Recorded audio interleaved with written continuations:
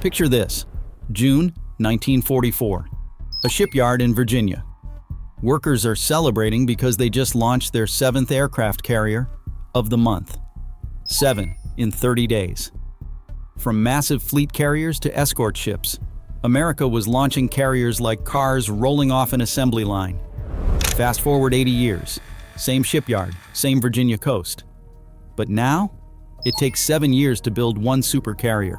7 years. And here's the secret nobody in Washington wants to talk about. In a quiet announcement earlier this year, the Pentagon pushed back delivery of the newest carrier, USS John F. Kennedy. Not ready until 2025. Not even 2026. The new date is 2027. That is a 2-year delay announced in a single memo. The official reason? Technical challenges.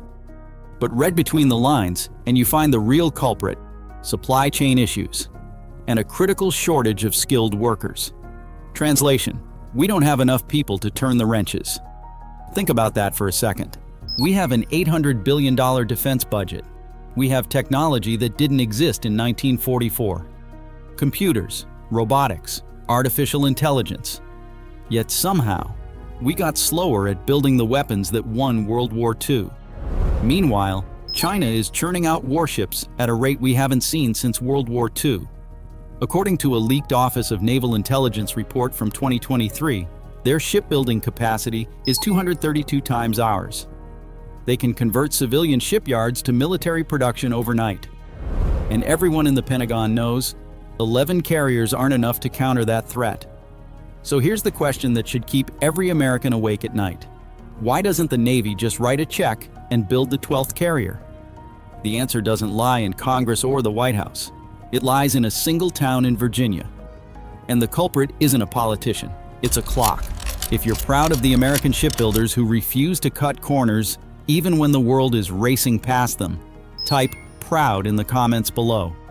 Today, we're breaking down the single bottleneck strangling American naval power. The workforce crisis that China doesn't have. And why the most dangerous threat to our fleet isn't missiles or submarines. It's retirement parties. Here's what most people don't realize. There is exactly one place in the entire United States capable of building nuclear-powered aircraft carriers. 1. Newport News Shipbuilding in Virginia. Huntington Ingalls Industries. That's it. If you want a Ford-class supercarrier, you're going there. There's no alternative, no backup, no plan B. The heart of this operation sits in a massive concrete canyon called Dry Dock 12. It stretches over 2,000 feet long and 250 feet wide. You could park 500 school buses end to end in this space. It's been operating continuously since 1961. No breaks, no rest. Because if Dry Dock 12 goes down, American carrier production stops. Not slows down, stops. But here's the part that should terrify every military planner. The entire assembly process depends on a single crane. Workers call it Big Blue. It's a Krupp gantry crane standing 233 feet tall, capable of lifting 1,050 tons. Think about it.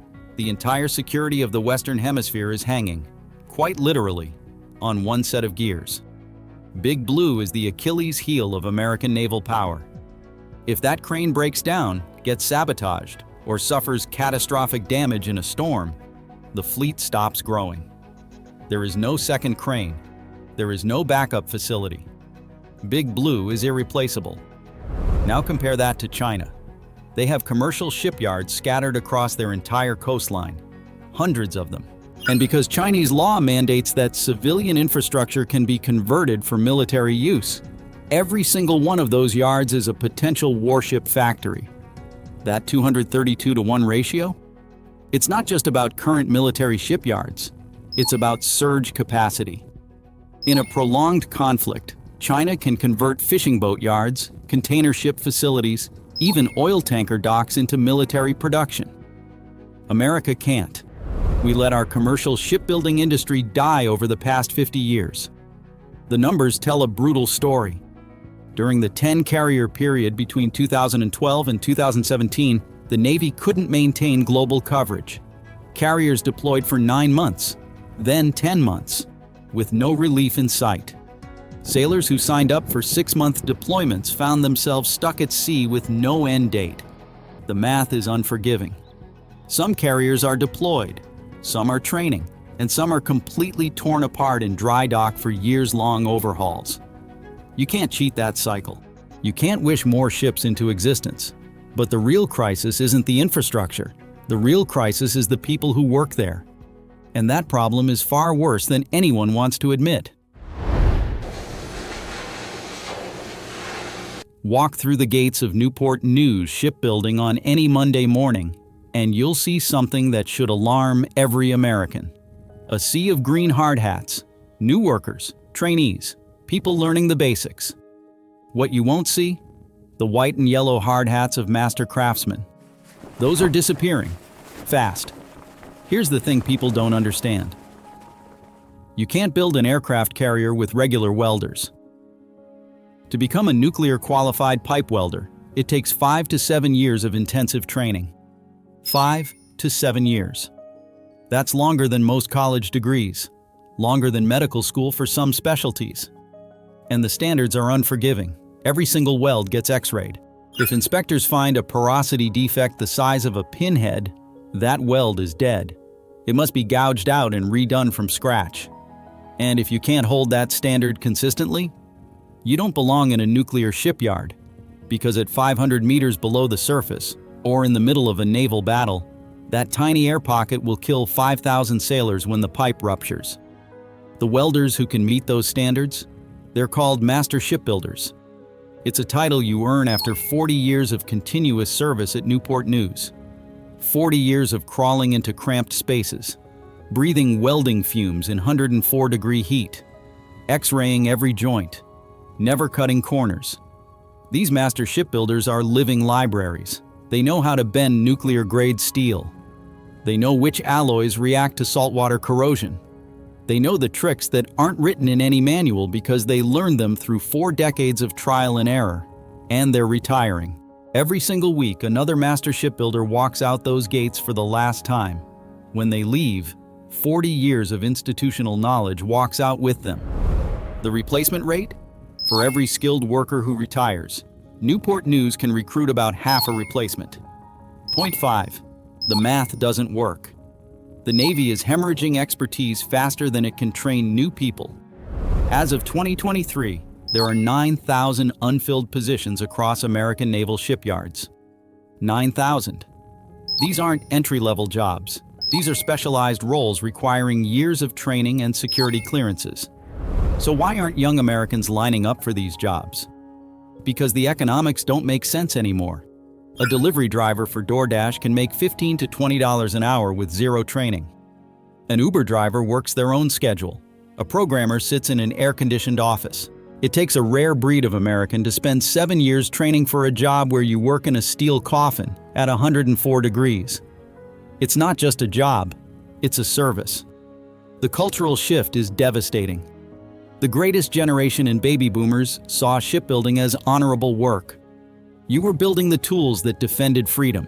Your grandfather did it, your father did it, you did it.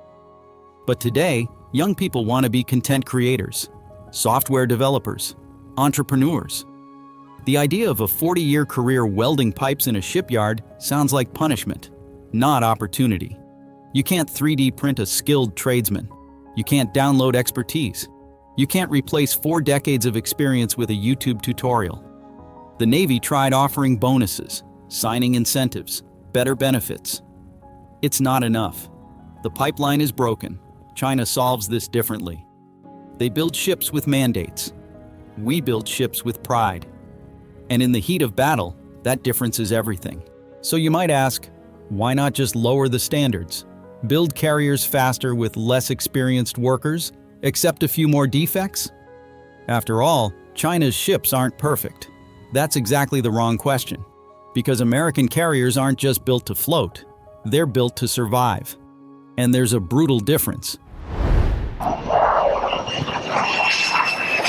In 2005, the Navy took a legendary supercarrier out to sea, the USS America, CV-66. She wasn't new. She was a veteran of the Cold War and Desert Storm. But her final mission was the most dangerous of all: to be a sacrifice. For 4 straight weeks, Navy weapons specialists attacked their own ship. They fired artillery shells at the hull. They launched cruise missiles at the superstructure. They detonated massive underwater explosive charges to simulate the worst torpedoes and mines our enemies possess. The goal? Find out exactly how much punishment an American carrier can absorb before it sinks. The results were stunning. After 4 weeks of continuous bombardment, USS America was still floating, listing badly, burning from stem to stern. But the flag was still flying, and the ship refused to die. She was so tough that demolition teams had to board her and plant charges internally just to finally send her down. That test revealed the secret to American survivability. It's not just the armor, it's the honeycomb inside. While commercial ships are largely open spaces, an American carrier is divided into thousands of watertight compartments. It is a labyrinth of steel. This is the real reason these ships take 7 years to build. It's not just welding a hull, it's hand welding a complex network of blast doors and reinforced bulkheads. If a torpedo breaches the outer skin, the damage is contained. One room floods, but the ship fights on. You can't automate this. You need skilled hands to weave 10 million feet of fiber optic cable through this steel maze, ensuring that even if the ship is broken, the command center still talks to the engine room. The Chinese build carriers to project power in peacetime. The Americans build carriers to survive World War III.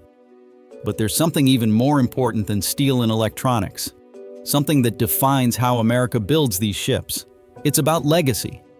When the Navy decommissioned USS Enterprise, CVN-65, the first nuclear-powered aircraft carrier, after 51 years of service, they didn't just scrap her. Shipyard workers carefully removed 20 tons of steel from her hull. 20 tons. They melted that steel down and forged it into the keel of the new Enterprise, CVN-80, currently under construction. The soul of the old ship transferred into the new one. That's how Americans build tradition. We don't just manufacture weapons. We carry forward the legacy of everyone who served on those decks. The 20 tons of steel in that new keel represents 51 years of deployments, combat operations, and sailors who called that ship home. You can't rush that. You can't outsource it to the lowest bidder. And you definitely can't replace the craftsmen who understand what it means. So why can't America build a 12th carrier? Because we refuse to build hollow shells just to inflate the numbers. The new USS Enterprise is rising in that same Newport News dry dock right now. She'll arrive late. The Pentagon knows it. The admirals know it. But when she finally slides into the water, she'll be carrying 20 tons of history welded into her future. China will have more ships. They'll have them faster. But they won't have ships that can take 4 weeks of weapons testing and still float. They won't have master shipbuilders with 40 years of expertise in every weld. And they won't have a workforce that refuses to cut corners even when the world is racing past them. We can write a check for the steel. We can write a check for the reactor.